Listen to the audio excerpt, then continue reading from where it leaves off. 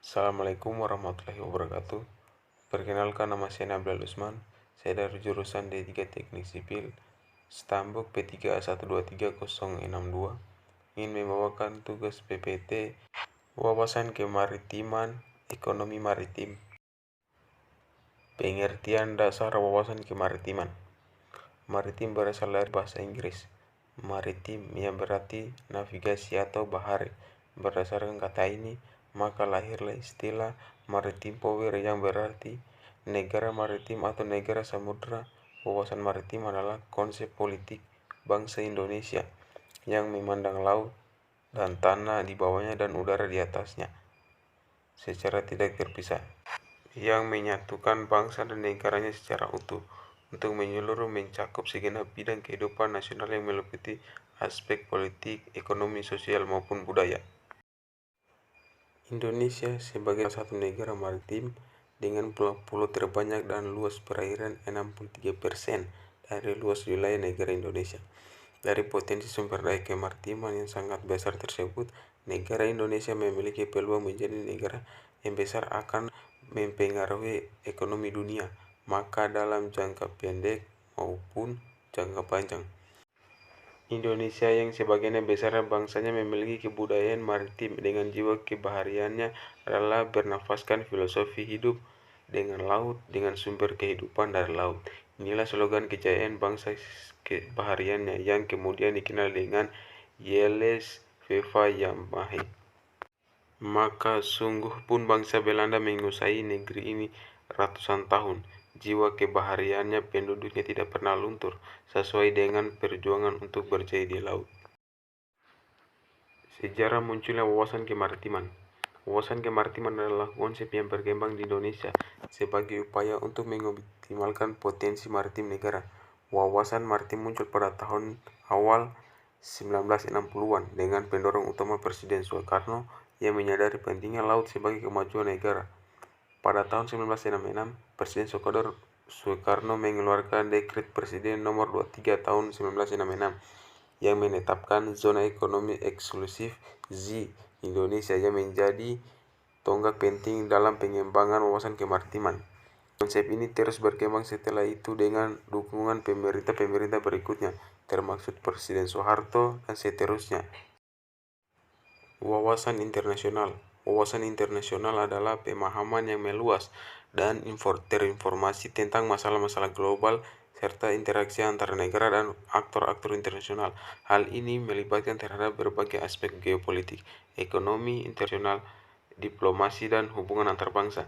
Wawasan internasional penting untuk menjaga kepentingan nasional suatu negara, mempromosikan perdamaian dan kerjasama internasional, serta menghadapi tantangan global seperti perubahan iklim, keamanan, dan perdagangan internasional. Membangun wawasan internasional yang kokoh memerlukan pemahaman yang mendalam tentang dinamika global dan kebijakan luar negeri yang efektif. Wawasan regional ASEAN. Wawasan regional ASEAN adalah perdagangan bersama atau visi yang dipegang oleh negara-negara anggota Asosiasi Negara-negara Asia Tenggara (ASEAN). Visi ini bertujuan untuk menciptakan kawasan yang stabil, damai, dan sejahtera di Asia Tenggara melalui kerjasama dalam berbagai bidang seperti politik, ekonomi, keamanan, sosial, dan budaya. Tujuannya adalah untuk memajukan kepentingan bersama dan meningkatkan kesejahteraan semua negara anggota ASEAN. Wawasan nasional adalah pemahaman yang mendalam dan komprehensif mengenai identitas, kepentingan, potensi, tantangan, dan tujuan suatu bangsa secara keseluruhan. Ini mencakup pemahaman terhadap secara geografi, politik, ekonomi, budaya, dan faktor-faktor lainnya yang membentuk identitas dan arah suatu negara. Wawasan nasional juga melibatkan kesadaran akan posisi dan peran negara tersebut dalam hubungan internasional serta kemampuan untuk mengambil keputusan yang strategis dalam memajukan kepentingan nasional, baik dalam konteks regional maupun global. Ini penting untuk memastikan kelangsungan dan berkelanjutan bangsa dalam menghadapi tantangan dan peluang di masa depan. Wawasan lokal Sulawesi Tenggara. Wawasan lokal Sulawesi Tenggara merujuk pada pemahaman mendalam tentang identitas, potensi, tantangan, dan tujuan khusus yang dimiliki oleh daerah tersebut. Ini meliputi pemahaman terhadap budaya, adat istiadat secara geografis, sumber daya alam, serta dinamika sosial ekonomi yang khas bagi Sulawesi Tenggara. Selain itu, wawasan Sulawesi Tenggara juga mencakup pemahaman terhadap dinamika politik, ekonomi, dan sosial yang memengaruhi perkembangan daerah tersebut. Hal ini membantu dalam merumuskan kebijakan berpihak dan kepentingan masyarakat lokal, serta membangun kerjasama yang efektif antara pemerintah daerah, masyarakat, dan sektor swasta untuk meningkatkan kesejahteraan dan pembangunan berkelanjutan di Sulawesi Tenggara. Manfaat dan pentingnya wawasan kemaritiman bagi mahasiswa D3. 1. Pemahaman yang mendalam. Mahasiswa D3 dapat memperoleh pemahaman yang lebih mendalam tentang potensi sumber daya laut, ekosistem, dan aktivitas ekonomi yang terkait dengan wilayah maritim yang perikanan, pariwisata, dan transportasi laut. 2. Peluang karir. Dengan pemahaman yang kuat tentang kemaritiman, mahasiswa D3 memiliki peluang yang lebih baik untuk mengeksplorasi karir di berbagai bidang terkait, seperti manajemen perikanan, manajemen pesisir, logistik, dan transportasi laut, serta industri pariwisata bahari. 3. Kontribusi pembangunan. Kemaritiman memiliki peran penting dalam membangun ekonomi dan sosial suatu negara.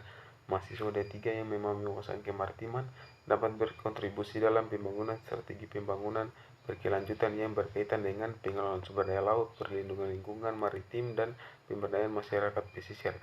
4. Kesadaran lingkungan. Pemahaman tentang ekosistem laut dan dampak aktivitas manusia terhadap lingkungan laut dapat meningkatkan kesadaran mahasiswa terhadap pentingnya pelestarian dan pengelolaan yang berkelanjutan terhadap lingkungan maritim. 5. Keterlibatan dalam inisiatif internasional.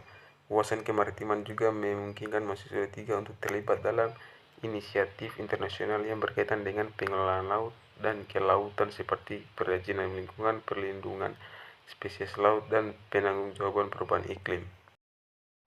Luas laut di dunia dan luas laut di Indonesia. Total luas laut di seluruh dunia mencakup semua perairan yang ada di bumi, termasuk samudra laut dan perairan lainnya.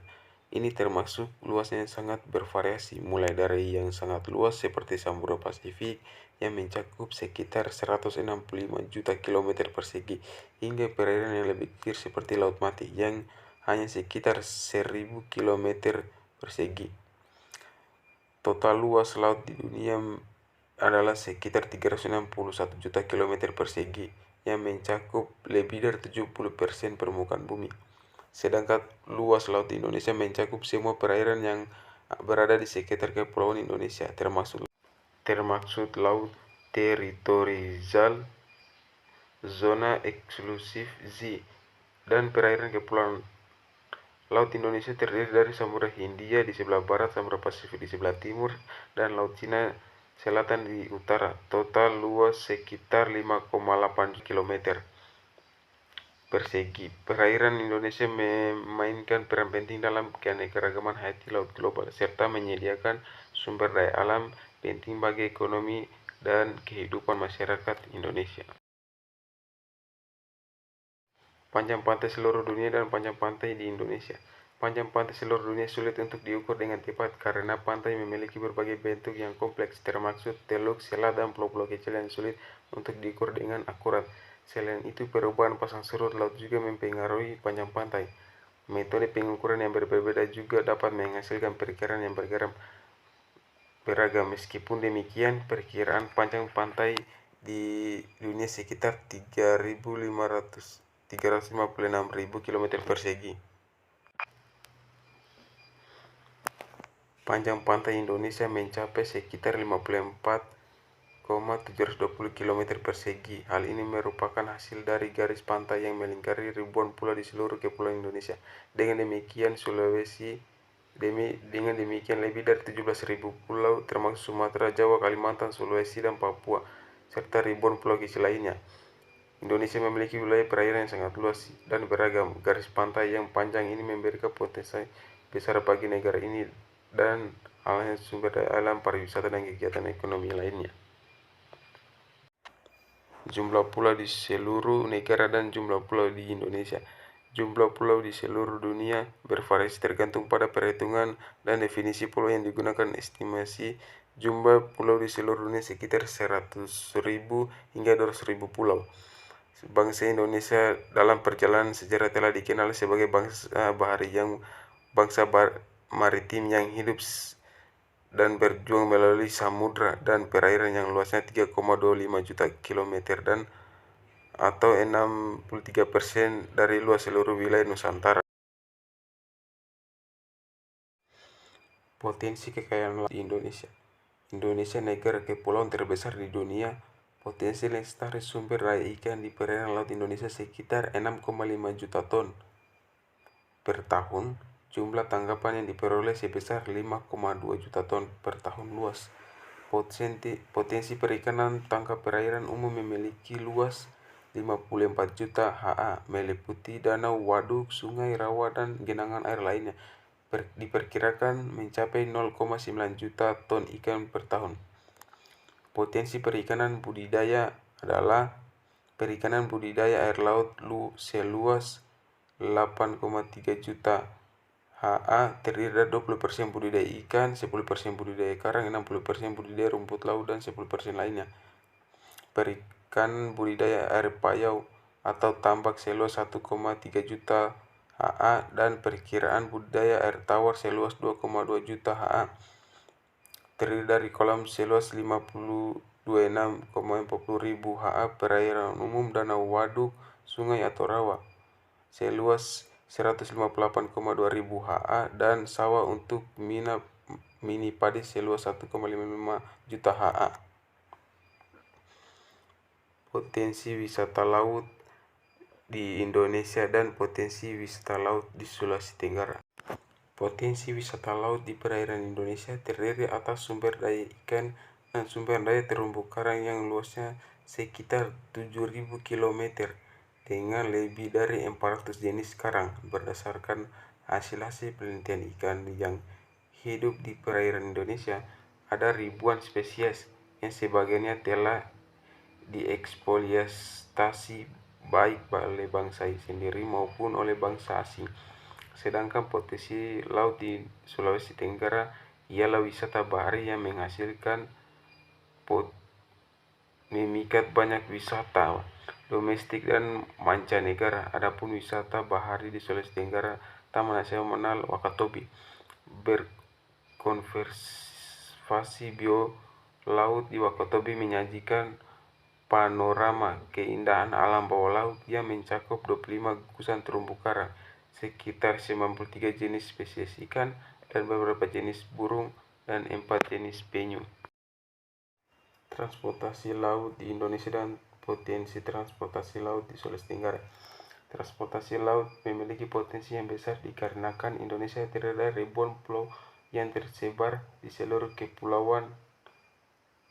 Potensi ini mencakup pengangkutan barang, orang, serta wisata bahari. Dengan memanfaatkan jaringan perkapalan yang luas, transportasi laut dapat menjadi solusi efektif untuk menghubungkan pulau-pulau di Indonesia dan mendukung pertumbuhan ekonomi serta wisata. Sulawesi Tenggara memiliki potensi besar dalam sektor transportasi laut karena wilayah yang berbatasan langsung dengan Laut Banda, Laut Bungku, dan Laut Sulawesi Tenggara. Pelabuhan utama seperti Pelabuhan Bau-Bau menjadi pusat kegiatan perdagangan untuk wilayah tersebut. Sulawesi Tenggara memiliki wisata bahari yang dapat dikembangkan melalui transportasi laut. Situasi perbatasan laut Indonesia. Saat ini perbatasan laut Indonesia masih menjadi perhatian penting, terutama terkait dengan klaim wilayah lautnya. Indonesia memiliki berbagai pembatasan laut dengan negara tetangga seperti Malaysia, Singapura, dan Timor Leste. Namun masalah masih muncul terutama terkait dengan klaim wilayah di Laut Natuna Utara dan Laut Natuna Selatan. Upaya diplomasi tersebut terus dilakukan untuk menyelesaikan sengketa perbatasan laut dengan negara-negara tetangga.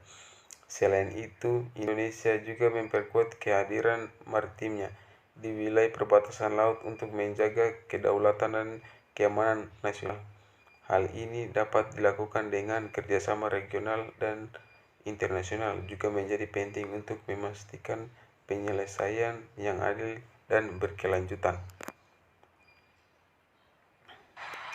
Sekian presentasi dari saya. Saya akhiri dengan ucapan billahi taufiq wal hidayah. Wassalamualaikum warahmatullahi wabarakatuh.